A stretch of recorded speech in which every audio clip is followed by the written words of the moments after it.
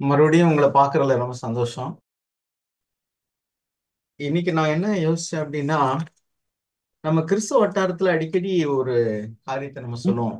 ஆண்டவராக இயேசு கிறிஸ்து வந்து பாவியை நேசிக்கிறார், பாவத்தை வெறுக்கிறார் அப்படின்னு சொல்லிட்டு, இல்லையா? ஆமாவா இல்லையா? உண்மையிலே ஆண்டவர் பாவியை நேசிக்கிறாரா? அப்படின்னா அவர் தண்டிக்கிறது பாவத்தை தண்டிக்கிறாரா அல்லது பாவியை தண்டிக்கிறாரா? அதாவது நம்ம எப்படி பழகிட்டோம் அப்படின்னா, அவர் பாவியை நேசிக்கிறாரு, பாவியை நேசிக்கிறாரு. ஆக்சுவலா வந்து நம்ம ரோமர் 5:8 என்ன வாசிக்கிறோம் அப்படின்னா, நாம் பாவிகளா இருக்கையில் நம்மிடத்தில் அன்பு கூர்ந்தார் வாசிக்கிறோம். அதை வாசிங்க, ரோமர் 5:8. நாம் பாவிகளாய் இருக்கையில் கிறிஸ்து நமக்காக மரித்ததினாலே தேவன் நம்மேல் வைத்த தமது அன்பை விளங்க பண்ணுகிறார். போதும். நாம் பாவிகளா இருக்கையில் அன்பு கூர்ந்தார் உண்மைதான். ஆனா நான் பாவியா இருக்கிறேன், பாவியை நேசிக்கிறார் அப்படின்னா என்ன அர்த்தம்னா, பாவம் செய்யறவங்களுக்கு தேவனுக்கு ரொம்ப பிடிக்கும்னு அர்த்தம், இல்லையா? பாவம் செஞ்சா தேவனுக்கு பிடிக்கும். உண்மை அதுவான்னு கேட்டா அது இல்லவே இல்லை. நம்ம வந்து சில வசனங்களை வாசிப்போம் முதல்ல. அதன் பின்பு இந்த நேசம் வெறுப்பு இது ரெண்டு ஒன்றோடு ஒன்று இணைந்தே எல்லா இடத்துலயும் வர்றத நான் உங்களுக்கு காண்பிக்க விரும்புறேன். அதை பாருங்க. ரோமர்கள் நிறுவனம் 5:8 நம்ம இப்ப வாசிச்சோம். சங்கீதம் 5வது அதிகாரம் 4ல இருந்து சாரி சங்கீதம் 5 4ல இருந்து 6 வரைக்கும் வாசிப்போம். சங்கீதம் 5 4ல இருந்து 6 வரைக்கும். நீர் துன்மார்க்கத்தில் பிரியப்படுகிற தேவன் அல்ல, தீமை உம்மிடத்தில் சேர்வதில்லை. வீம்புக்காரர் உம்முடைய கண்களுக்கு முன்பாக நிலை நிற்க மாட்டார்கள். அக்கிரமக்காரர் யாவரையும் வெறுக்கிறீர். பொய் பேசுகிறவர்களை அழிப்பீர். இரத்த பிரியனையும் சூதுள்ள மனுஷனையும் கர்த்தர் அருவருக்கிறார். பாருங்க, இங்க என்ன எழுதியிருக்குனாக்கும், you hate all to do iniquity. 5வது வசனத்தினுடைய பின்பகுதியில் என்ன வாசிக்கிறோம்? சரி, மறுபடியும் வாசிங்க 5வது வசனம். வீம்புக்காரர் உம்முடைய கண்களுக்கு முன்பாக நிலை நிற்க மாட்டார்கள். அக்கிரமக்காரர் யாவரையும் வெறுக்கிறீர். அக்கிரமக்காரர் அப்படின்னா என்ன அர்த்தம்? பாவிகள் தான். பாவிகளை வெறுக்கிறீர் அப்படின்னு இங்க எழுதியிருக்கு. அப்புறம் 6வது வசனம். பொய் பேசுகிறவர்களை அழிப்பீர். இரத்த பிரியனையும் சூதுள்ள மனுஷனையும் கர்த்தர் அருவருக்கிறார். சரி, சங்கீதம் 11. இது யார் எழுதின சங்கீதம்னா தாவீது எழுதின சங்கீதம் தான். 11வது அதிகாரம் சங்கீதம் 11. அதுல 5ல இருந்து 7 வரைக்கும் வாசி. கர்த்தர் நீதிமானை சோதித்தருகிறார். துன்மார்க்கனையும் கொடுமையில் பிரியமுள்ளவனையும் அவருடைய உள்ளம் வெறுக்கிறது. துன்மார்க்கர் மேல் பாருங்க, துன்மார்க்கரையும் அப்புறம் வாசிங்க சிஸ்டர். துன்மார்க்கரையும் துன்மார்க்கனையும் கொடுமையில் பிரியமுள்ளவனையும் கொடுமையில் பிரியமுள்ளவனையும் அவருடைய உள்ளம் வெறுக்கிறது. அவருடைய உள்ளம் வெறுக்கிறது அப்படின்னு என்ன அர்த்தம்? தேவன் வந்து பாவியை வெறுக்கிறார், அதான் அர்த்தம். துன்மார்க்கனை வெறுக்கிறார், அக்கிரமக்காரனை வெறுக்கிறார். அப்ப அதனாலதான் தண்டிக்கும் பொழுது அவர் பாவத்தை தண்டிக்கல, பாவி தான் தண்டிக்கிறாரு. அப்ப அந்த வசனத்துல நம்ம வாசிக்கிறோமே, நம்ம பாவிகளா இருக்கையில் அன்பு கூர்ந்தார் அப்படின்னு என்ன அர்த்தம் அப்படின்னா, தேவன் எல்லாரையுமே நேசிக்கிறார். ஒரு மனுஷனாவது கெட்டு போறது அவருக்கு பிரியமே கிடையாது. நம்ம என்ன வாசிக்கிறோம்னாக்கும், நம்ம வந்து யோவான் 3வது அதிகாரம் 16வது வசனத்துல உலகத்தில் உள்ள எல்லா மனிதர்களையும் அவர் நேசிக்கிறார், அதுல பாவிகளும் அடக்கம். ஒருவராயும் கெட்டு போது அவருக்கு சித்தம் இல்லை. யோவான் 3:16 வாசிங்க. தேவன் தம்முடைய ஒரே பேரான குமாரனை விசுவாசிக்கிறவன் எவனோ அவன் கெட்டு போகாமல் நித்திய ஜீவனை அடையும்படிக்கு அவரை தந்தருளி இவ்வளவாய் உலகத்தில் அன்பு கூர்ந்தார். அப்ப உலகத்தில் அன்பு கூர்ந்தார்னா உலகத்தில் உள்ள எல்லா மனிதர்களையும் நேசிக்கிறார், அதுல பாவிகளும் அடக்கம். அப்ப நம்ம பாவிகளா இருக்கையிலே தேவன் நம்மகிட்ட அன்பு கூர்ந்தார்னா நம்ம பாவிங்கிறதுக்காக அன்பு கூறல, நாம அவரால் படைக்கப்பட்ட மனிதர்களால அன்பு கூர்ந்தார். அப்ப அதே மாதிரி பாருங்க, 2 பேதுரு 3வது அதிகாரம் 9வது வசனத்தை வாசிங்க. தாமதிக்கிறார் என்று சிலர் எண்ணுகிறபடி கர்த்தர் தமது வாக்குத்தத்தத்தை குறித்து தாமதமாயிராமல் ஒருவரும் கெட்டு போகாமல் எல்லாரும் மனம் திரும்ப வேண்டும் என்று விரும்பி நம்மேல் நீடிய பொறுமை உள்ளவராய் இருக்கிறார். எல்லா மனிதரும் ஒருவராயிலும் கெட்டு போக கூடாது அப்படிங்கிற அவருடைய அன்புக்குள்ளதான் பாவிகளும் அடக்கம், துரோகிகளும் அடக்கம், தேவனை விட்டு தூரம் போனவர்களும் அடக்கம். எல்லா மனிதர்களும் ஒருவராயிலும் கெட்டு போக கூடாது அப்படிங்கிற அவருடைய தயாளமுள்ள இரக்கமுள்ள இருதயத்தினால அவர் எல்லாரையும் நேசிக்கிறார். அதுக்குள்ள நம்ம பாவிங்க அடக்கம். ஆனா உண்மையிலே என்னன்னா, அவர் பாவத்தை வெறுக்கிறார். ஏன் வெறுக்கிறார்னா, அந்த பாவம் மனிதனை கெடுத்து விடுகிறது. It spoils man whom God created. தேவன் படைத்த மனிதனை அது கெடுத்து விடுகிறதுனாலதான் பாவத்தை அவர் வெறுக்கிறார். இப்ப இந்த வெறுப்பு, இந்த நேசம், இந்த ரெண்டும் எல்லா இடத்துலயும் ஒன்றா நெருங்கி இருக்கிறத நீங்க பார்க்க முடியும். எங்கெல்லாம் அன்புன்னு பாக்குறோமோ இங்க வெறுப்புன்னு வருது. உதாரணத்துக்கு பாருங்களேன், எபிரேயர்களது நிறுவனம் 1வது அதிகாரம் 9வது வசனம். எபிரேயர் 1:9. நீர் நீதியை விரும்பி அக்கிரமத்தை வெறுத்திருக்கிறீர். ஆதலால் தேவனே, உம்முடைய தேவன் உமது தோழரை பார்க்கிலும் உம்மை ஆனந்த தைலத்தினால் அபிஷேகம் பண்ணினார் என்றும். போதும். இங்க நம்ம என்ன வாசிக்கிறோம் அப்படின்னா, நீர் நீதியை விரும்பி அக்கிரமத்தை வெறுத்து விட்டீர். You have loved righteousness and hated lawlessness. நான் இப்ப என்ன சொல்ல வரேன்னா, நம்ம லவ்டு அப்படின்னு வர இடத்துல ஹேட்டட்னு வருது பாருங்க. அதாவது வெறுமனே அவர் நீதியை நேசித்தார் அப்படின்னு சொல்ல, அவர் நீதியை நேசிக்கிறார். he loved righteousness and hated lawlessness. அப்படின்னா அக்கிரமத்தை அவர் வெறுக்கிறார். அப்ப அன்பும் வெறுப்பும் இணைந்தே வார்த்தையா வருகிறது இந்த வசனத்துல. அவர் ஒன்றை நேசிக்கிறார், ஒன்றை வெறுக்கிறார். நீதியை நேசிக்கிறார் அல்லது அன்பு கூறுகிறார். இன்னொன்னு அக்கிரமத்தை, பாவத்தை அவர் வெறுக்கிறார். அப்ப அதுக்கடுத்து என்ன எழுதியிருக்கு அப்படின்னா, ஆனபடினால, நீர் அப்படி செய்தபடினால, your God has anointed you, வாசிங்க சிஸ்டர், உம்முடைய தேவன் உண்மை ஆனந்த தைலத்தினால் அபிஷேகித்தார். இந்த வசனம் எங்க இருக்கு அப்படின்னா, சங்கீதத்துல 45:7 இருக்கு. அங்க போங்களேன். 45:7, சங்கீதம் 45:7. You have loved righteousness and hated wickedness. Therefore God, your God has anointed you with the oil of joy above your fellows. வாசிங்க சிஸ்டர். நீர் நீதியை விரும்பி அக்கிரமத்தை வெறுக்கிறீர். அதுதானே பிரதர்? ஆமா, வாசிங்க. ஆதலால் தேவனே, உம்முடைய தேவன் உமது தோழரை பார்க்கிலும் உம்மை ஆனந்த தைலத்தினால் அபிஷேகம் பண்ணினார். இந்த சங்கீதத்தை எழுதினது யாருன்னா, the sons of கோரா, அதாவது கோராவனுடைய புத்தர்கள் எழுதின சங்கீதம். அவங்களும் என்ன எழுதுறாங்க அப்படின்னா, தேவன் நீதியை விரும்புகிறார், அவர் அக்கிரமத்தை வெறுத்து விட்டார். இதனால தேவன் என்ன செய்யறாருன்னா, யார் நீதியை விரும்பி அக்கிரமத்தை வெறுத்தார்களோ அவர்களை மற்ற மனிதர்களை பார்க்கிலும் ஆனந்த தைலத்தினால் அபிஷேகித்தார். இங்கிலீஷ் எழுதியிருக்கு, with the oil of joy above your fellows. அங்க oil of gladness எழுதியிருக்கு. எல்லாம் ஒண்ணுதான். அப்ப நம்முடைய வாழ்க்கையில நீதியை விரும்பினா மட்டும் போதாது, அக்கிரமத்தை வெறுக்கணும். இப்ப நம்ம அநேக நேரங்கள்ல நாம நீதி விரும்புவோம், ஆமா, அக்கிரமத்தை போதுமான அளவு வெறுக்கிறோமா? உண்மையிலேயே நம்ம நீதியை விரும்புறோம்னு சொன்னா அக்கிரமத்தை கண்டிப்பா வெறுத்தாகணும். அப்ப ரெண்டும் சேர்ந்தே இருக்கு, லவ் ஹேட்ரட். ஒன்னை நேசிக்கிறோம், ஒன்னை வெறுக்கிறோம். ரெண்டையும் நேசிக்கிறதுங்கிறது முடியாத காரியம்.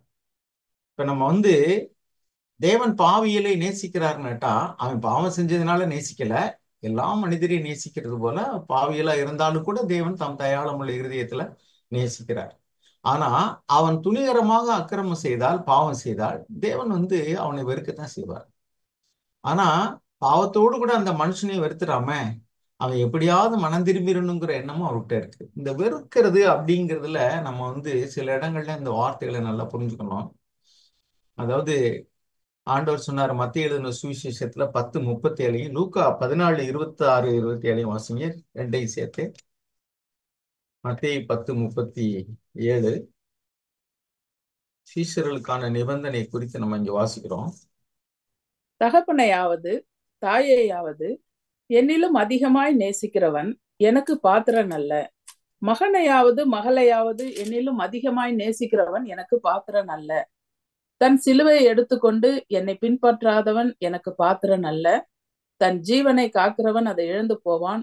என் நிமித்தம் தன் ஜீவனை இழந்து போகிறவன் அதை காப்பான். இங்க என்ன வாசிக்கிறோம்னா, who loves father or mother more than me. அங்கே லூக்கா 14:26 வாசிங்க. இதே அர்த்தம் தான். அங்கே வேற வார்த்தையை உபயோகிக்கிறாங்க பாருங்க. லூக்கா 14:26. யாதொருவன் என்னிடத்தில் வந்து தன் தகப்பனையும் தாயையும் மனைவியையும் பிள்ளைகளையும் சகோதரரையும் சகோதரிகளையும் தன் ஜீவனையும் வெறுக்காவிட்டால் எனக்கு சீஷனாய் இருக்க மாட்டான். தன் அப்படின்னா தேவனை ஒரு மனுஷன் நேசிக்கிறேன்னு சொன்னா அவன் வந்து கண்டிப்பா தகப்பனையும் தாயையும் சகோதரனையும் சகோதரியும் வெறுக்கணும் அப்படிங்கிற வார்த்தை இங்க உபயோகப்படுத்தப்பட்டிருக்கு. பட் அதுக்கு விளக்கம் பார்க்கும்போது மத்தேயு 37 என்ன போட்டிருக்குன்னா, என்னை காட்டிலும் அதிகமா நீ நேசிக்க கூடாது. அப்படின்னா இந்த இடத்துல தேவன் வெறுத்தல் அப்படிங்கிற வார்த்தையை என்ன அர்த்தத்துல உபயோகிக்கிறார்னாக்கும், புட்டிங் ஃபர்ஸ்ட், அதாவது முதலாவதாக வைக்கிறது. நீ என்னை காட்டிலும் உன் தாய் தகப்பனா முதலாவது வைக்க கூடாது அப்படிங்கிற அர்த்தத்துலதான் நீ வெறுக்கணும்னு சொல்றாரு. அப்படின்னா தாயின் தகப்பனையும் சுத்தமா வெறுத்துன்னு அர்த்தம் கிடையாது. என்னை காட்டிலும் நீ முதலாவதாக வச்சிருக்கூடாது, அதுதான் அதுக்கு அர்த்தம். அதே மாதிரி இன்னொரு வார்த்தையை நான் காமிக்கிறேன் பாருங்க. ரோமருக்கு எழுதின நிருபம் 9:13. அது மல்கியா 1:1 அதிகாரத்திலையும் இருக்கு அந்த வசனம். ரோமர் 9:13 வசனம் வாசிங்க. அப்படியே யாக்கோபை சிநேகித்து ஏசாவை வெறுத்தேன் என்றும் எழுதியிருக்கிறது. இந்த யாக்கோபு ஏசா ரெண்டு பேரும் எதுக்கு அடையாளம்னா, இஸ்ரேலுக்கும் ஏதோமியர்களுக்கும் அடையாளம்.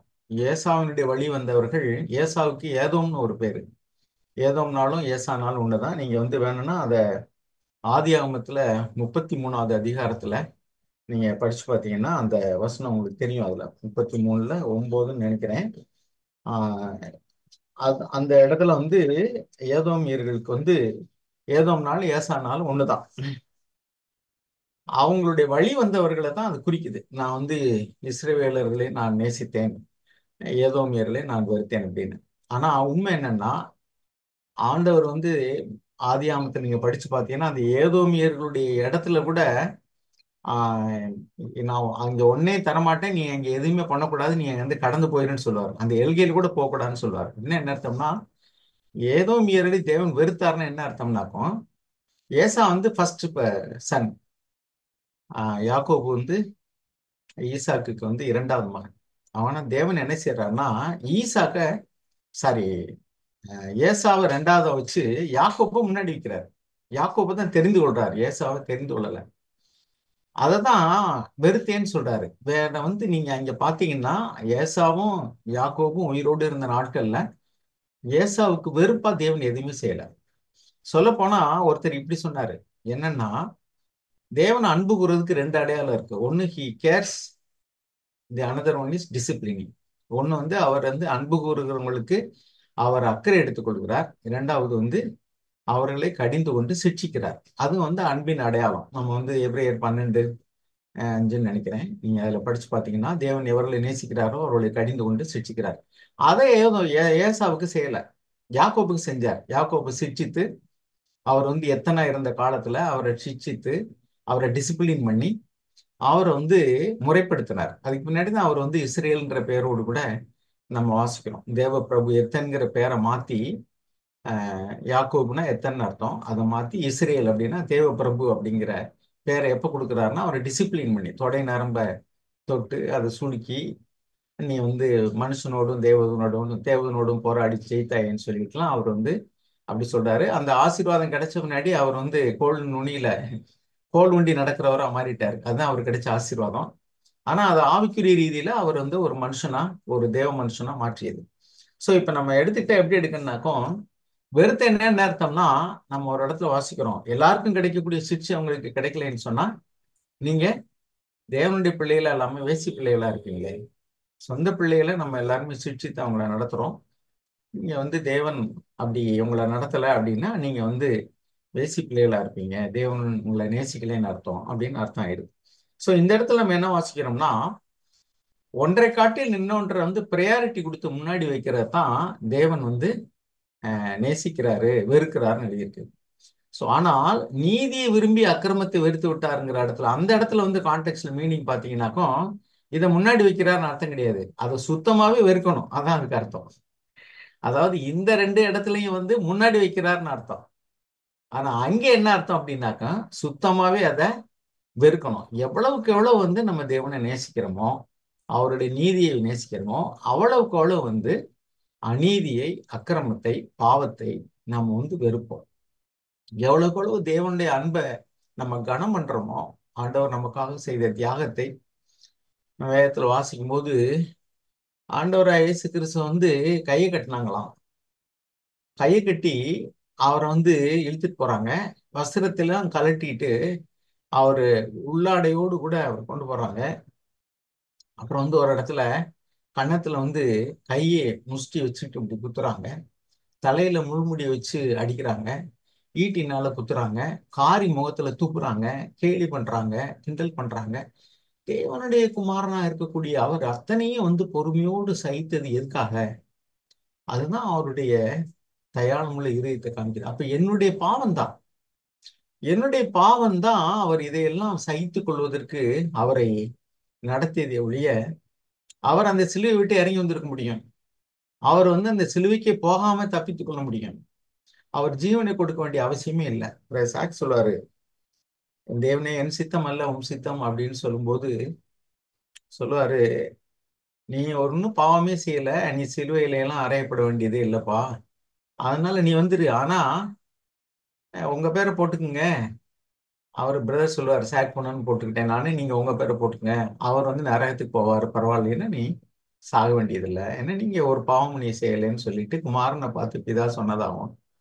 அப்பொழுது பிதா அப்படி அல்ல, அப்படின்னா நான் நான் சிலுவையில சகிச்சிடுறேன், செத்துடுறேன். இப்படிதான் தேவன் வந்து ஆண்டவராக இயேசு வந்து நமக்காக அவர் சிலுவையில மரித்தார் அப்படின்னு சொல்லுவார். அப்ப எவ்வளவுக்கு எவ்வளவு தேவனுடைய அந்த ரத்தத்தை, ஆண்டவருடைய ரத்தத்தை, ஆண்டவருடைய ஜீவனை, ஆண்டவருடைய தியாகத்தை பெருசா நினைக்கிறோமோ, அவ்வளவுக்கு அவ்வளவு இந்த பாவம் தானே நமக்கு இந்த இந்த அளவுக்கு நம்மளை கொண்டு போயிடுச்சு அப்படிங்கிற வெறுப்பு நமக்கு வரும். உதாரணத்துக்கு இப்படி வச்சுக்கோங்களேன், உங்களுடைய பிள்ளைகள் இப்ப இருக்கிறாங்க, அவங்க நல்லவங்களா இருக்கிறாங்க. ஆனா சில நண்பர்களோடு கூட பழகும் போது அவர்கள் வந்து அவருடைய பழக்க வழக்கங்கள்லாம் மாறி மோசமா போறாங்க. அல்லது அவங்களுடைய ஏதாவது சில பழக்கங்கள் வந்து அவங்களுடைய படிப்பை கெடுக்குது. உதாரணத்துக்கு கேம்ஸ் விளையாடுறாங்கன்னு வச்சுக்கோங்களேன், சும்மா ஒரு பாவமே இல்லை, கேம்ஸ் தான். அவங்க வீடியோ கேம்ஸ் விளையாண்டுக்கிட்டு இருக்காங்க, அல்லது போன்ல அதிக நேரம் செலவழிக்கிறாங்க. அது நிமித்தம் அவர்களுடைய அல்லது டிவியில வந்து ஏதோ ஸ்போர்ட்ஸ் கேம்ஸ் அல்லது மேட்ச் பார்த்துட்டு இருக்காங்க. அதனால அவங்களுடைய படிப்பு, அவங்களுடைய பரீட்சையில் அவங்களுடைய பெர்ஃபார்மன்ஸ் வந்து குறைஞ்சி போகுதுன்னு வச்சுக்கோங்களேன். நாம் வந்து அந்த டிவியை அல்லது அவருடைய நண்பர்களை அல்லது அவங்க வந்து நல்லா பெர்ஃபார்ம் பண்ண முடியாம போனதுக்கு யார் காரணமோ, எது காரணமோ அதை நம்ம விருப்பமா இல்லையா? அடுத்த நாள் வந்து பரீட்சையில மார்க் குறைஞ்சிக்கிட்டே போகுது அல்லது அவங்களுடைய ஒழுக்கம் சரியில்லை அப்படின்னா அதுக்கு என்ன காரணமோ அது அவருடைய நண்பர்களா இருந்தா we will hate them.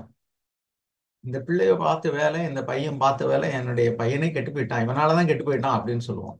அல்லது ஒருவேளை அவங்க ஒரு போனையே அடிக்கடி பார்த்துட்டு அதனால அவங்களுடைய படிப்பு போச்சுனாக்கும் இந்த போனையே தூக்கி உடைச்சு போட்டுறோமான்னு தோணும் இல்லையா?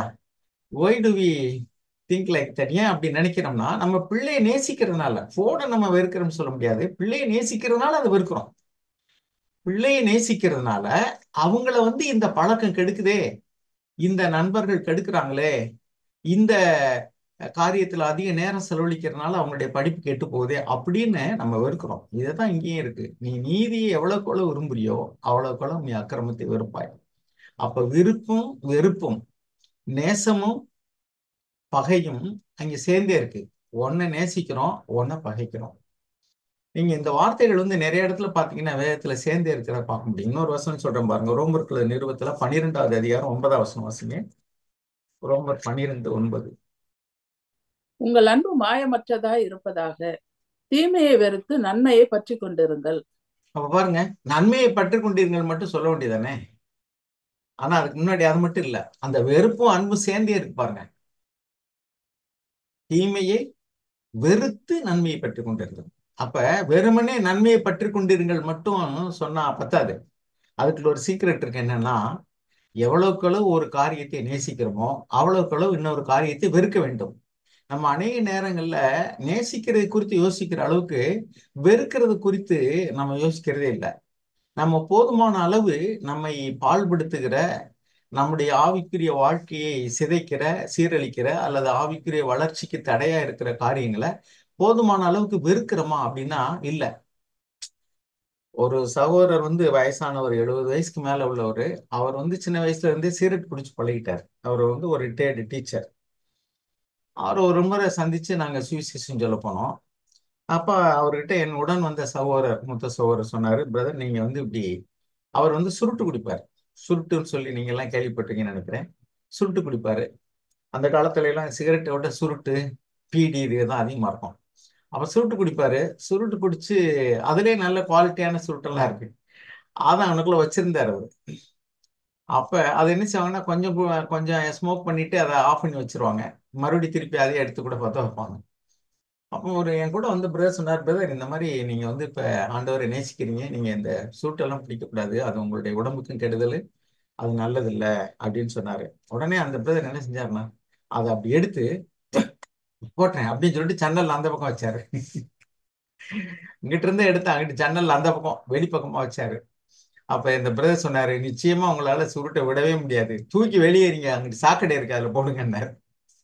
அப்படின்னா என்ன அர்த்தம்னாக்கா, நீங்க வெறுக்கிறீங்கன்னு என்ன அர்த்தம் அப்படின்னா, ஐ ஹேட் இட் அப்படின்னா, ஒரு சகோதரர் இப்படி சொல்லுவாரு, மனித கழிவுகளை வந்து நம்ம வெறுக்கிறோம்.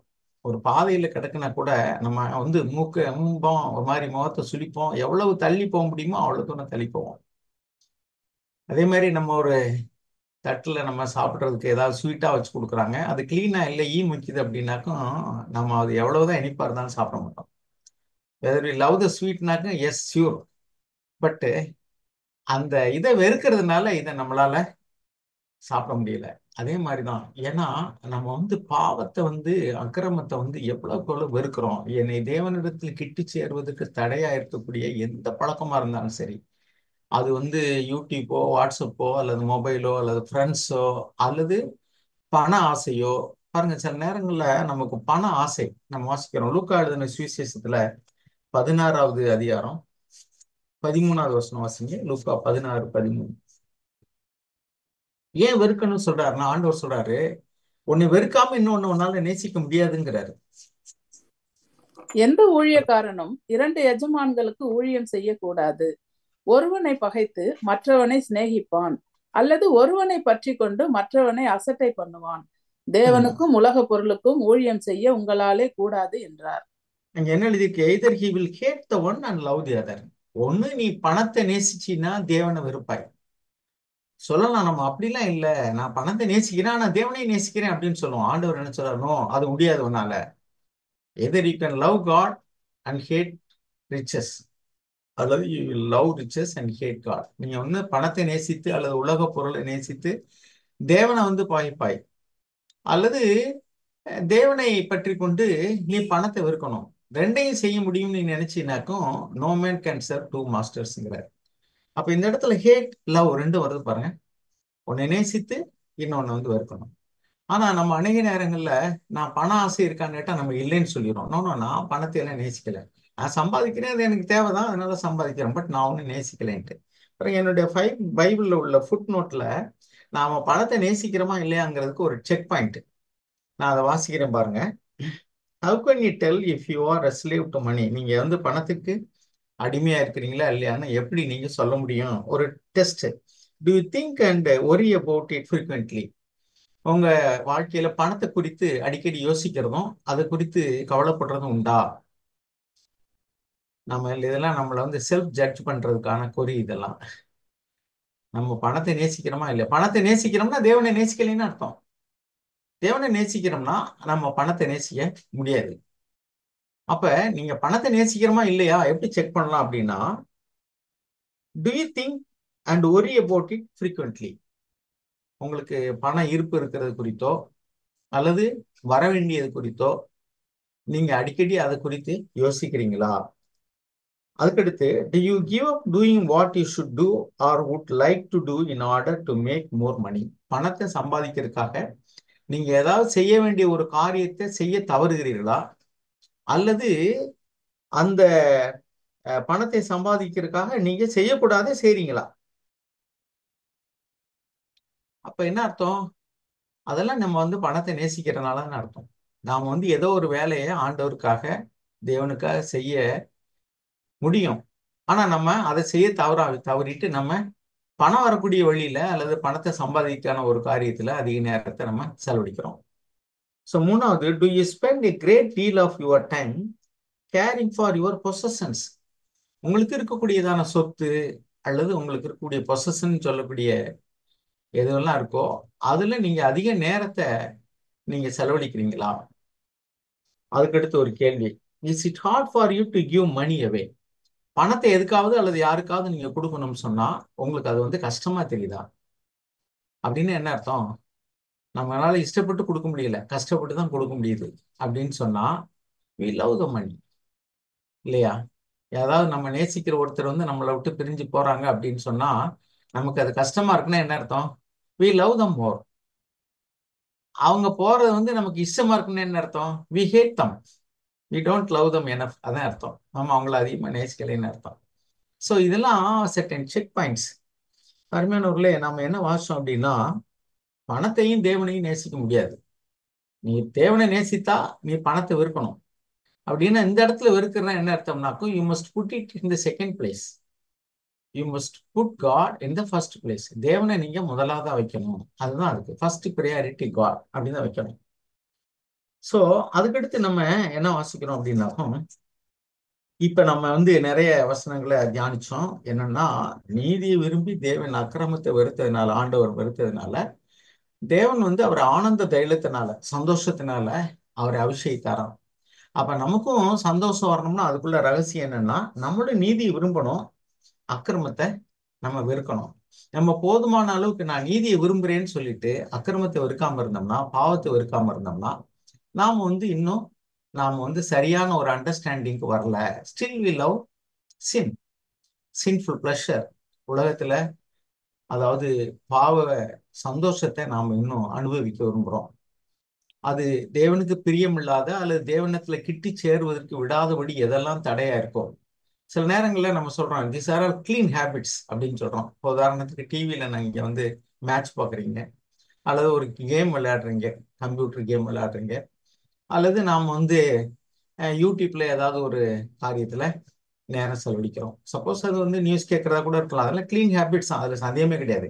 But if you spend more time that we don't have time to spend with God, நம்ம தேவனோடு கூட நேரம் செலவழிக்கிறதுக்கு நேரம் இல்லாதபடிக்கு அது அதிகமான நேரத்தை எடுத்துக்கிறேன்னு சொன்னா அது வந்து நமக்கு ஒரு நெகட்டிவ் எஃபெக்டை தான் கொண்டு வருது. நமக்கும் தேவனுக்கும் உள்ளதான உறவுல வளர முடியாதபடிக்கு அது எதிர்மறையான விளைவு கொண்டு வருது. அப்ப எதெல்லாம் நான் தேவனிடத்துல நெருங்கி சேர்வதற்கும், வேதம் வாசிக்கிறதுக்கு, ஜெபம் பண்றதுக்கு, தேவனோட ஐக்கியப்படுவதற்கெல்லாம் தடையா இருக்கோ, அதையெல்லாம் வந்து அந்த சிகரெட்டை தூக்கி எறிங்க அல்லது வந்து சுருட்டை தூக்கி எறிங்கன்னா அப்படி அப்படி தூக்கி அங்கிட்டு வைக்கிற மாதிரி வச்சோம்னா சரி, ஸ்டில் வி லவ் தட். நாம வந்து ஒரு மாய்மாலக்காரர்களாக தான் இருக்கணும். We must throw it away. திருப்பி போய் அதை எடுக்கிற மாதிரி தூரத்துல கூட போடக்கூடாது, சாக்கடையில் தூக்கி எறிகிற மாதிரி எறியணும். அந்த மாதிரிக்கு வந்து ஒரு வெறுப்பு அது சீக்கிரத்துல வர்றதில்லை. அதனாலே வெற்றிக்கு முன்னாடி உள்ள படி என்னன்னாக்கும் வெறுப்பு தான். அதுதான் அது சேர்ந்தே இருக்கு. தேவனை நேசிக்கணும்னா நீ வந்து பாவத்தை வெறுக்கணும், அநீதியை வெறுக்கணும், பணத்தை வெறுக்கணும். அது மட்டும் கிடையாது, நம்ம பாவ வழியில நடத்தக்கூடிய நண்பர்களையும் நாம வந்து தூரமா வைக்கணும். அப்படி நம்ம செய்யலைன்னு சொன்னா கண்டிப்பா வந்து நம்ம தேவனுக்கு பிரியமா இருக்க முடியாது. அதனாலதான் ஆண்டவர் சொன்னாரு, ஒருவன் என் பின்னே வர விரும்பினால் தன்னைத்தான் வெறுத்து, பாருங்க அங்கே கூட என்ன எழுதியிருக்கு பாருங்களேன், மத்திய எழுதின சுவிசேஷத்துல 16வது அதிகாரம் 24வது வசனம் வாசிங்க. என் பின்னே வர விரும்பினால இயேசுவை நேசிச்சு அவருக்கு சீஷர் ஆகுறதுன்னு அர்த்தம். அப்ப இயேசுவை நேசிக்கணும் அப்படின்னா நம்முடைய சுயத்தை வெறுக்கணும். வாசிங்க மத்திய 16:24. அப்பொழுது இயேசு தம்முடைய சீஷர்களை நோக்கி, ஒருவன் என்னை பின்பற்றி வர விரும்பினால் அவன் தன்னைத்தான் வெறுத்து தன் சிலுவை எடுத்துக்கொண்டு என்னை பின்பற்ற கடவன். தன்னைத்தான் வெறுத்து அப்படின்னா என்ன அர்த்தம் அப்படின்னா, செல்ஃப் சென்டர்ட் லைஃப், அதாவது சுயத்தை மையமாக கொண்டு வாழக்கூடிய அந்த செல்ஃபிஷ் ஆட்டிடியூட். எதை எடுத்தாலுமே வந்து எனக்கு எது இன்பமா இருக்கும், எனக்கு எது லாபமா இருக்கும், எனக்கு எது வந்து ஒரு பேரை அல்லது கௌரவத்தை அல்லது ஒரு மரியாதையை கொண்டு வரும், இப்படி எனக்கு எது வந்து ஒரு செல்வாக்க கொண்டு வரும், இப்படி எல்லாம் வந்து எனக்குன்னு என்னை மையமாக வைத்து செயல்படக்கூடியதான அந்த செல்ஃப், அதை நீ வெறுக்கலைனா. ஏன்னா ஏசாண்டவர் அப்படிதான் செய்தாரு, என் சித்தம் அல்ல நான் தான் உன் சித்தம் அப்படின்ட்டு. அதுதான் you must hate your self will and love to do God's will. தேவனுடைய சித்தத்தை செய்யறதுக்கு நீ வந்து விருப்பம் உள்ளவனா இருந்தா உன்னுடைய சுய சித்தத்தை நீ வெறுக்கணும். சோ அந்த விருப்பம் வெறுப்பும் எவ்வளவு நெருக்கமா இருக்குன்னு பாருங்க. எல்லா இடத்துலயும் நம்ம பார்த்தோம், நீதி விரும்பி அக்கிரமத்தை வெறுத்து விடணும். அது பணத்தை விரும்பினீனாக்கும் பணத்தை வெறுத்தாதான் நீ தேவனை நேசிக்க முடியும். நீ உலகத்துக்கும் தேவனுக்கும் ஊழியம் செய்ய முடியாது. இப்படி எல்லாம் எல்லா இடத்துலயும் நம்ம வந்து விருப்பு வெறுப்பும் சேர்ந்தே இருக்கிறத பார்க்கிறோம். அப்ப தேவனை நேசிக்கணும்னா கண்டிப்பா வந்து இன்னொன்னு நம்ம வெறுத்தாக வேண்டியிருக்கு. அது வெறுக்க வேண்டியது எது? சிலருக்கு அது பணமா இருக்கலாம், சிலருக்கு அது வந்து செல்ஃபில்லா இருக்கலாம், செல்ஃபிஷ்னஸ். நம்ம வந்து நமக்குள்ள சுயம்ங்கிறது ரொம்ப ஆழமாக வேரூன்றி இருக்கிறது. இதை வந்து நம்ம கண்டுபிடிக்கணும். அருமையானவர்களே, நமக்குள்ள வந்து செல்ஃப் கிராட்டிபிகேஷன், நம்மளை மகிழ்விக்கக்கூடியதான எந்த ஒரு காரியமும் அது பாவமா பாவம் இல்லையான்றது கேள்வி கிடையாது. அது வந்து நான் விரும்பி செய்யறேன்னு சொன்னா அதை வந்து சுயத்தை மையமாக கொண்டு நான் வாழ்றேன். அங்கேதான் ஆண்டவர் சொல்றாரு, நீ அதை ஹேட் பண்ணணும். அப்படி இல்லைன்னா நீ என் சித்தம் செய்ய முடியாது. உன்னுடைய விருப்பத்தை நீ நிறைவேற்றணும்னு நீ நினைச்சீன்னா அன்லஸ் யூ ஹேட் இட், நீ வந்து என்னை நேசிக்க முடியாது. அப்ப நம்ம தேவனிடத்துல அன்பு கூறோம்னு சொல்றோம். ஆனா நாம் வந்து பாவத்தை அல்லது தேவனை விட்டு பிரிக்கக்கூடியதான எந்த ஒரு செயலையும் வெறுக்கிறதுக்கு நமக்கு கஷ்டமா இருக்கு அப்படின்னு சொன்னா இன்னும் நாம வந்து வெற்றியினுடைய படிக்கு நம்ம வரல. ரோமர்கள் நிருபத்துல 7வது அதிகாரத்துல அப்போஸ்தலனாகிய பவுல் அறிக்கையிட்டதை நம்ம வாசிக்கிறோம். ரோமர் 7ல அவருக்குள்ள 2 சித்தம் இருக்கிறத பார்க்கிறோம். ஒன்று தேவனுடைய சித்தம் செய்யணுங்கிற எண்ணம் இருக்கு, பாவம் செய்யக்கூடாது, நீதியா வாழணும்னு. ஆனா இன்னொன்னு எப்படி இருக்கு அப்படின்னாக்கும், அவர் வந்து அந்த பாவத்துக்கு அது அடிமையாகக்கூடிய பாவத்தை வெறுக்க முடியாத ஒரு நிலைமை. அதான் நம்ம இங்க வாசிக்கிறோம் 21ல. நிறைய அந்த 14ல இருந்து நீங்க வாசிக்கலாம். நான் வந்து 21 வாசிங்க. ஆனபடியால் நன்மை செய்ய விரும்புகிற என்னிடத்தில் தீமை உண்டென்கிற ஒரு பிரமாணத்தை காண்கிறேன். உள்ளான மனுஷனுக்கு ஏற்றபடி தேவனுடைய நியாய பிரமாணத்தின் மேல் பிரியமாய் இருக்கிறேன். ஆகிலும் என் மனதின் பிரமாணத்துக்கு விரோதமாய் போராடுகிற வேறொரு பிரமாணத்தை என் அவயங்களில் இருக்க காண்கிறேன். அது அதுதான் என் செல்ஃப். அதுதான் செல்ஃப். அதாவது நமக்குள்ள ஆத்துமா ஆவி ரெண்டு இருக்கு. நம்முடைய ஆவியில தேவனுடைய பிரமாணத்தின்படி வாழணுங்கிற ஒரு நம்ம உள் மனசாட்சியில அவர் இன்னர் சப்கான்சியன்ஸ், அதுதான் ஸ்பிரிட். அங்க வந்து ஆவியானவர் என்ன செய்யறாருன்னா சரி நமக்குள்ள உணர்த்துறாரு தேவனுக்கு பிரியமா நீ வாழணும் அப்படின்னு சொல்லிட்டு. ஆனா என் மனதில் என்னுடைய சோல், அதாவது மைண்ட் வில் எமோஷன், அந்த சோல்ல இன்னொரு பிரமாணம் இருக்கு மனதுல. அது என்ன பிரமாணம் அப்படின்னாக்கும் அந்த பாவத்தினால் வரக்கூடியதான ஒரு சந்தோஷம். அது ஒருவேளை கிளீன் ப்ரோக்ராமாவே இருந்தாலும் கூட தேவனுக்கு பிரியம் இல்லைன்னா என்னால் அது வெறுக்க முடியல. இதுல என்ன இருக்கு, ஏன் இதை செஞ்ச அண்ணன், இது என்ன பாவமா? இது நிறைய பேர் இப்படிதான், இது தேவனுக்கு பிரியமான்னு கேட்கறதுக்கு பதிலா இது பாவமா அப்படின்னு கேட்டு போறோம்னு வச்சுங்களேன், நம்ம we will end up as a sinner. இது பாவமா அப்படின்னு கேட்கிற கேள்வியை விட்டுட்டு இது தேவனுக்கு பிரியமா அப்படின்னு கேட்கணும். ஏன்னா ஆண்டவர் இயேசு வாழ்ந்த வாழ்க்கை இதுதான். நான் எப்பொழுதும் பிதாவுக்கு பிரியமானவைகளை செய்கிறபடினால் அப்படின்னு யோவான் 8:29 வாசிக்கிறோம். தேவன் இந்த பூமியில வாழ்ந்த வாழ்க்கை எப்படின்னாக்கும் எப்பொழுதும் தேவனுக்கு பிரியமானதை செய்ய விரும்பினார். என் சித்தம் அல்ல உன் சித்தனாதான். அதனாலதான் பிதாவாகி தேவனுடைய சாட்சியை பெற்றார். எப்படி பெற்றார்னா, இவர் என்னுடைய நேசகுமாரன், ஐ ஆம் வெல் பிளீஸ்ட் வித் ஹிம், இவரில் நான் பிரியமா இருக்கிறேன் அப்படின்னு சொன்னாரு.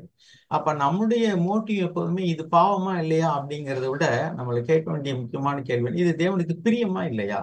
இப்ப டிவியில வந்து மேட்ச் பாக்குறது பாவமா இல்லையான்னு கேட்டா என்ன பதில் வரும்? No one can say it is a sin, it is a clean programme தான். அப்ப அது பாவமான்னு கேட்டா பாவம் இல்லை. யூடியூப்ல ஏதோ ஒரு நியூஸ் கேட்குறீங்க, அது என்ன பாவமா இல்லையான்னு கேட்டா பாவம் இல்லை. அதே மாதிரி ஒரு கேம்ஸ் விளையாடுறீங்க, அது பாவமா இல்லையான்னு கேட்டா பாவம் இல்லை. ஆனா இது எல்லாமே வந்து உங்களுடைய அதிகமான நேரத்தை எடுத்துக்கிறதுனால தேவனோடு கூட செலவழிக்கிறதுக்கான நேரம் வந்து இங்கே மறைமுகமாக கொள்ளை போகிறது.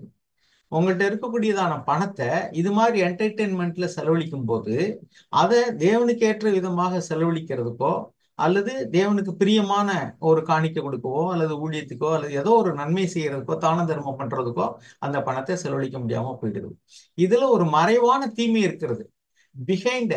அதாவது இது நல்லதா கெட்டதான்னு சொல்றதை விட அது வந்து அதாவது நம்ம இப்படிதான் கேட்கணும், இது தேவனுக்கு பிரியமா இல்லையா, இது பாவமா இல்லையான்னு கேட்கறதுக்கு பதிலாக கொஞ்சம் மாத்திக்கிட்டு இது தேவனுக்கு பிரியமா இல்லையான்னு கேட்டா அது பாவம் இல்லை ஆனால் தேவனுக்கு பிரியமும் இல்லை. சோ அப்ப என்னை தேவனுடைய அன்பை விட்டு பிரிக்கக்கூடியதான, அவரோடு கூட நெருங்கி கிட்டி சேர முடியாதபடி, அவருக்கு பிரியமான காரியங்கள்ல என்னுடைய நேரத்தை கவனத்தை செலுத்த முடியாதபடி எதெல்லாம் வந்து தடையா இருக்கோ அதையெல்லாம் நான் முழு மனதோடு கூட நான் வெறுக்க வேண்டும். அப்பதான் அப்ப பவுல் கடைசியில என்ன புலம்புறாரு பாருங்க. நான் வந்து விரும்புறது ஒண்ணு, செய்கிறது ஒண்ணு. அதுல 15ஆம் வசனம் வாசிங்களேன். எப்படி எனில் நான் செய்கிறது எனக்கே சம்மதி இல்லை, நான் விரும்புகிறதை செய்யாமல் நான் வெறுக்கிறதையே செய்கிறேன். அப்ப என்ன சொல்றாரு?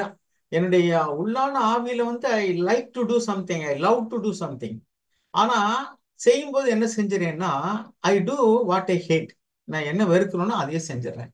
இப்படிதான் நம்ம நிறைய நேரங்கள்ல வந்து இப்போ ஒரு செய்தியை கேட்கிறோம், ஒரு மீட்டிங் போறோம், ஒரு பைபிள் படிக்கிறோம், ஒரு செய்தியை ஏதாவது கேட்கும் போது நம்ம ஒரு தீர்மானம் எடுக்கிறோம், ச்சே இனிமே இதை செய்யவே கூடாது அப்படின்னு சொல்லிட்டு. பட்டு நம்ம மனசுல நம்மளை அறியாமலே இன்னொரு பிரமாணம் இருக்கு. அது என்ன செய்யணும்? இது என்ன பாவமா? கொஞ்ச நேரம், கொஞ்ச நேரம் அப்படி நம்ம வந்து அந்த கொஞ்ச நேரத்தோட கூட அதை முடிக்க முடியாது. நம்மளை அறியாமலே நம்ம வந்து நம்ம மனசுல இருக்கக்கூடிய ஒரு பாவ பிரமாணம் நம்ம வந்து அந்த ஒரு பழக்கத்துக்கு அடிமை ஆயிடுது. அப்ப யார் என்னை விடுதலை ஆக்குவா? குமாரன் விடுதலை ஆக்கினாலதான் எந்த ஒரு பழக்கத்தின் அடிமைத்தனத்திலிருந்து நம்மளால் விடுதலை ஆக முடியும். அதைத்தான் கடைசியில அவர் சொல்றாரு 25ல. நிர்பந்தம் மனுஷன் நான், இந்த ம், மரண சரீரத்திலிருந்து யார் என்னை விடுதலையாக்குவார்? ம், நம்முடைய கர்த்தராகிய இயேசு கிறிஸ்து மூலமாய் தேவனை ம், ஸ்தோத்தரிக்கிறேன். ம், ஆதலால் நானே என் மனதினாலே தேவனுடைய நியாய பிரமாணத்துக்கும் ம், மாம்சத்தினாலேயோ பாவ பிரமாணத்துக்கும் ஊழியம் செய்கிறேன். ம். அப்ப நான் விரும்பாத ஒண்ணை நான் வந்து செய்யறதுக்கு காரணம் என்னன்னா, நான் அதுக்கு அடிமை ஆயிட்டேன். இப்ப அடிமையா இருக்கிற எவனும் வந்து பாவம் செய்யற எவனும் பாவத்துக்கு அடிமை. தேவன் விடுதலை ஆக்கினார் அல்லது குமாரன் விடுதலை ஆக்கினால் தான் நம்ம மெய்யாவை விடுதலை ஆக முடியும். சோ அப்ப நான் வந்து பாவத்தை வெறுக்கவும் அல்லது தீமையை வெறுத்து நன்மையை பற்றி கொண்டிருக்க, நீதியை விரும்பி அக்கிரமத்தை வெறுத்து விட, அல்லது என்னை தேவனை விட்டு பிரிக்கக்கூடியதான எந்த காரியத்தையும் வெறுத்து தேவனிடத்துல முழு இருதயத்தோடு அன்பு செய்ய நான் என்ன செய்யணும் அப்படின்னா, ஃபர்ஸ்ட் ஸ்டெப் என்னன்னாக்கும், acknowledge that we have sin. அது வந்து ஒரு பாவம் அல்லது தேவனுக்கு பிரியமில்லாத ஒரு காரியம் அப்படிங்கிறத நேர்மையா ஆண்டவர்கிட்ட ஒத்துக்கொள்ளணும். ஆண்டவரே, இந்த காரியம் நான் செய்யறது எனக்கே சம்மதி இல்லை, அது உங்களுக்கு பிரியம் இல்லை, உங்களுடைய அன்பை விட்டு உங்களை விட்டு உங்களோடு கூட நெருக்கமா நான் வந்து உறவாட முடியாதபடி என்னை இந்த பழக்கம் என்னை பிரிக்குது. அதனால நான் அதுல இருந்து என்னால விடுதலையாக்க முடியல, எனக்கு உதவி செய்யுங்க, என்னை விடுதலை ஆக்குங்க அப்படின்னு முதல்ல யூ மஸ்ட் அக்னாலஜ். ஏன்னா நாம ரோமர் இது 1 யோவான் 1:8 வாசிக்கிறோம். நம்ம வந்து தன் பாவங்களை அறிக்கையிட்டு விட்டு விட்டா நம்ம ஆண்டவர்கிட்ட இரக்கம் பெறுவோம். தன்னுடைய பாவம் இல்லை அப்படின்னு சொன்னோம்னாக்கும், நமக்குள் பாவம் இல்லை என்போமாகி நம்மை நாமே வஞ்சிக்கிறவளா இருப்போம். அதே சமயத்துல நம்ம பாவங்களை அறிக்கையிட்டால் எல்லா பாவத்தையும் நீக்கி நம்ம சுத்திகரிக்கிறதுக்கு அவர் உண்மையும் நீதி உள்ளவராக இருக்கிறார். அப்ப ஃபர்ஸ்ட் ஸ்டெப் என்னன்னாக்கும், நம்ம நேர்மையா நம்ம கிட்ட இருக்கக்கூடிய விட முடியாத நம்மை அடிமைப்படுத்துகிற அல்லது நாம இன்னும் தேவனை விரும்புறேன்னு சொல்லிட்டு வெறுக்க முடியாத காரியங்களை நாம் வெறுப்பதற்கு தேவனிடத்துல நம்ம முதல்ல அறிக்கை செய்யணும், அவருடைய விருப்பத்தை கேட்கணும். அதுக்கடுத்து இரண்டாவது என்னன்னாக்கும், மனம் திரும்புதல்.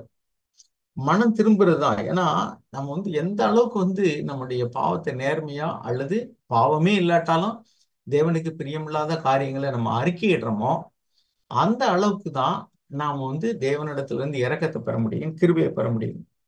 அப்படி நாம வந்து first step acknowledgement, second step வந்து ரிப்பெண்டன்ஸ், மனம் திரும்புதல். அப்படி மனம் திரும்ப என்னால முடியல அப்படின்னா ஆண்டவர்கிட்ட இரக்கத்தை கேட்கணும். இப்ப ஆண்டவர் நம்மளை விடுதலை தரும்போது என்னன்னா, எசாயா தீர்க்கதரிசனுடைய புஸ்தகம் 57வது அதிகாரம் 15 வசனம் வாசிங்களேன். நித்தியவாசியும் பரிசுத்தர் என்கிற நாமம் உள்ளவருமாகிய மகத்துவமும் உன்னதமானவர் சொல்லுகிறார், உன்னதத்திலும் பரிசுத்த ஸ்தலத்திலும் வாசம் பண்ணுகிற நான் பணிந்தவர்களின் ஆவியை உயிர்ப்பிக்கிறதற்கும் நொறுங்கினவர்களின் இருதயத்தை உயிர்ப்பிப்பதற்கும் நொறுங்குண்டு பணிந்த ஆவி உள்ளவர்களிடத்திலும் வாசம் பண்ணுகிறேன். ம். இங்க என்ன எழுதியிருக்கு அப்படின்னா, I will refresh the humble and give new courage to those with repentant hearts. மனம் திரும்பின இருதயம் உள்ளவர்களை நான் வந்து புத்துணர்வால் நான் வந்து அவங்கள உயிர்ப்பிப்பேன். இங்க என்ன எழுதியிருக்கு அப்படின்னா, நம்ம வந்து I dwell on high and holy place and also with contrite and lowly of spirit in order to revive the spirit of the lowly and to revive the heart of the contrite. அப்ப நாம அங்க வாச்சோம், நீதியை விரும்பி அக்கிரமத்தை வெறுத்து விட்டால் தேவன் சந்தோஷம் என் ஆனந்த தைலத்தினால அவருக்கு மாறாத மாத்திரமல்ல, நம்ம ஒவ்வொருவரையும் அவர் நிரப்ப வல்லவரா இருக்கிறார். அருமையானவர்களே, இதுல ஒரே ஒரு காரியம் என்னுடைய வாழ்க்கையில நான் அனுபவிச்சதை சொல்றேன். அதாவது இந்த சுயம் நம்முடைய வாழ்க்கையில ரொம்ப ஆழமாக வேரூன்றி இருக்கிறது. இந்த சுயம்ங்கிறது நமக்கு தெரியாமலே சில நேரங்கள்ல மேலிழந்த வாரியா இருக்கும். சில நேரங்கள்ல எப்படின்னா, அது பணத்தையோ அல்லது சுகத்தையோ இன்பத்தையோ இல்லாட்ட கூட நமக்குள்ள அந்த நான் அப்படிங்கிற ஒரு அஹ், அதாவது எனக்கு வேணும், எனக்கு வேணும், என்னைய அவங்க மதிக்கல, எனக்கு முக்கியமான இடம் கொடுக்கல, எனக்கு ஒரு அஹ், என்னுடைய ஆலோசனையை அவங்க ஏற்கல, இப்படி எல்லாம் அநேக இடங்கள்ல நம்மளை முக்கியப்படுத்தல, நமக்கு மதிக்கல, நமக்கு நம்முடைய ஆலோசனைகளை கேட்கல, அல்லது எனக்கு சேர வேண்டியதை அவங்க தரல. இப்படி எல்லாம் நமக்குள்ள ஒரு எதிர்பார்ப்புகள் நமக்குள்ள ஆழமான இருதயத்துக்குள்ள இருக்கு. அந்த கெட்ட குமாரனுடைய அந்த ஓமையில கூட நம்ம பாக்குறோம். அந்த முதல்ல கெட்ட குமாரன் சொல்லக்கூடிய இளைய குமாரன் எல்லாமே அவனுக்கு இருந்தது. அவன் எதுக்காக போய் சொத்தை பிரிச்சு கேட்கறான்? அவனுக்குள்ள இருந்த சுயம்தான், தன் இஷ்டப்படி செலவழிக்கணும். அதுதான் செல்ஃபிஷ் வேஸ். அதே மாதிரிக்கே அந்த மூத்த குமாரன் அப்பாட்ட இருக்கிற வரைக்கும் தம்பி போனாலும் அவன் நிம்மதியா தான் இருந்தான். ஆனா எப்ப அவன் விரும்பினதான அந்த கன்றுக்குட்டியை அப்பா அவனுக்கு கொடுக்காம இன்னொனுக்கு அடிச்சு விருந்தாக்கிட்டாரோ, அப்பவே அவனுடைய இருதயத்துக்கு உள்ள இருக்கிற வெளியே வருது. அப்படின்னா நம்மளுடைய இருதயத்துக்குள்ள ஒரு முதன்மையான ஸ்தானத்தை விரும்புறதோ, மதிப்பை விரும்புறதோ, கௌரவத்தை விரும்புறதோ, நம்முடைய ஆலோசனைகளை ஏற்க வேண்டும் என்று விரும்புகிறதோ, மறைமுகமா நமக்குள்ள சம் ஒரு உள்ளான இருதயத்துக்குள்ள, ஆழமான இருதயத்துக்குள்ள நமக்கு சில அந்த சுய மையம் கொண்டதான காரியங்கள் எல்லாம் டீப்பா அப்படியே வேரூன்றி இருக்கும். வெளியே தெரியாது, வெளியே தெரியாது. ஏன்னா நம்முடைய அங்க அவன் எதிர்பார்த்தது ஒன்றும் மாறாக நடக்காத பொழுது மூத்த குமாரன் நல்லவனை போலவே இருந்தான். நம்மளும் அப்படிதான் அநேக நேரங்கள்ல நல்லவங்களா இருக்கிறோம். ஏன்னா வி ஆர் நாட் எக்ஸ்போஸ்ட். நமக்குள்ள இருக்கக்கூடியதான அந்த செல்ஃபிஷ்னஸ் எக்ஸ்போஸ் ஆகாம இருக்கிற வரைக்கும் நாம் நல்லவர்களைப் போலவே தெரிவோம். எப்போ அந்த இடத்துல போய் கை வைக்கிறோம் பாருங்க, ஏதாவது உடம்புல ஏதாவது ஒரு இடத்துல ஒரு கட்டி இருக்குன்னு வச்சுக்கலேன், ஒரு புண்ணு இருக்குன்னு வச்சுக்கலேன், உடம்பு பூரா அமுக்கிட்டு வரும்போது தெரியாது. அந்த இடத்துல போய் கை வச்சாச்சுன்னா ஆன்றோம். ஏன்னா அந்த இடத்துலதான் நமக்கு கட்டி இருக்கு. மீதி இடத்துல பூரா கை வைக்கும்போது ஒண்ணுமே இல்லை. அந்த மூத்த குமாரனுக்கு வேற அந்த டான்ஸ் ஆடினதெல்லாம் கூட தெரியல. அந்த கொளுத்த கன்று தான் அவனுக்கு கை வச்சது பெரியதா போச்சு. ஏன்னா அவன் கண்ணு பூரா அந்த கொளுத்த கன்றுல தான் இருந்தது. அதை கை வச்ச உடனே அவனுக்கு தாங்க முடியல. அதே மாதிரிதான் நம்ம ஒவ்வொருவருக்கும் ஏதாவது ஒரு காரியம் வீக் பாயிண்டா இருக்கும். அதான் நான் சொன்னேன், ஒரு சிலருக்கு பணம். பாருங்க, ஒரு அஹ், ஒரு பொண்ணு சொல்லிச்சான் அவங்க அப்பாட்ட, யூடியூப்பே பார்க்க கூடாதுன்னு சொன்னீங்கன்னா நான் தற்கொலை பண்ணிக்கிறேன் அப்படின்னு. யூடியூப்பே பார்க்க கூடாதுன்னு எனக்கு தடை போட்டீங்கன்னா நான் தற்கொலை பண்ணிக்கிடுவேன். காரணம் என்னன்னா, சி இஸ் சோ அடிக்டட். அப்ப அந்த போனே பார்க்க கூடாது, யூடியூப்பே பார்க்க கூடாது அப்படின்னு சொன்னா நான் தற்கொலை பண்ணிக்கிறேன். என்ன அர்த்தம்? அவ்வளவு தூரத்துக்கு அவங்க அவ்வளவு தூரத்துக்கு அதுக்கு அடிக்ட் ஆயிட்டாங்க. இப்படிதான் ஒவ்வொருத்தருக்கும் ஒண்ணு இருக்கு. ஒருத்தருக்கு பணம், ஒருத்தருக்கு பேரு, ஒருத்தருக்கு புகழ், ஒருத்தருக்கு வேற ஏதாவது ஒரு பழக்கம் அவங்களுக்கு ரொம்ப அவங்கள விட்டு, தேவனை விட்டு தூரமாக விலக்கி வச்சிருக்கு. அதை நம்ம வெறுக்கணும். அதுதான் இப்ப ரொம்ப கஷ்டம். ஏன்னா வேற எதை வேணாலும் நான் வெறுத்துருவேன், இந்த கண்ணுக்குட்டியை மாத்திரம் நான் இழக்கிறதுக்கு தயாரா இல்லைங்கிறது மாதிரிக்கே அந்த எந்த இடத்துல கை வச்சா நமக்கு வலிக்குமோ அந்த ஒரு இடம் தான் நமக்கு ரொம்ப கஷ்டமான இடம். ஆனா அந்த இடத்தையும் நம்ம வெறுத்துறணும். இல்லைன்னா அதையும் வெறுத்து விடாவிட்டால், தனக்கு அதுக்கு தான் ஆண்டவர் சொன்னார் சீசத்துவத்துக்கு சொல்லும்போது, தனக்கு உண்டான எல்லாவற்றையும் வெறுத்து விடாவிட்டார். கடைசி கண்டிஷன் என்ன? லூக்கா 14 வாசிங்க, 33வது வசனம். அப்படியே உங்களில் எவனாகிலும் தனக்கு உண்டானவைகளை எல்லாம் வெறுத்து விடாவிட்டால் அவன் எனக்கு சீஷனாய் இருக்க மாட்டான். அப்ப தனக்கு உண்டான எல்லாவற்றையும் அப்படின்னா அதுல ஏதாவது ஒண்ணு தவிர மீதி எல்லாத்தையும் நான் வெறுத்துறேன்னு சொல்லிடுவோம் சமயத்துல. 99 கூட நம்ம விடுறதுக்கு ரெடியா இருப்போம். அந்த ஒரே ஒரு பாயிண்ட் தான் நமக்கு வீக். அங்க கை வைக்கும் போது தான் நமக்கு வலிக்கும். அதுக்காக தான் ஆண்டவர் என்ன விட்டா ஒரே பட போட்டார், unless you to not give up all your own possessions. உனக்கு உண்டான எல்லாவற்றையும் வெறுத்து விடாவிட்டார்.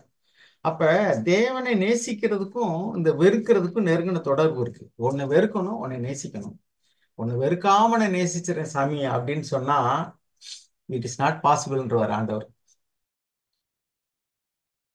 அப்ப இந்த தீமையை வெறுத்து நன்மையை பற்றி கொண்டிருக்க தேவன் நம்முடைய பகுதியில் எது தடையா இருக்கு, நீதியை விரும்பி அக்கிரமத்தை வெறுக்கிறதுக்கு என்ன தடையா இருக்குங்கிறத ஆண்டவர்கிட்ட கேட்போம். என்னுடைய வாழ்க்கையில பாவத்தை விட்டு விடுறது, வெளிப்படையான பாவத்தை விடுறது ரொம்ப கஷ்டம் கிடையாது. ஆனா உள்ள டீப் ரூட்டடா இருக்கக்கூடியதான ஏதோ ஒரு காரியம் அதை வெறுத்து விடும்போதுதான் நமக்கு கஷ்டமா இருக்கும். ஆனா அதையும் வெறுத்து விடாவிட்டால் நீ என்னை முழுமையா நேசிக்கிறாய்ங்கிறது உண்மை இல்லை அப்படின்னு தான் ஆண்டவர் சொல்றாரு. If you say we love the Lord with all your heart, Bible அப்படிதான் எழுதியிருக்கு.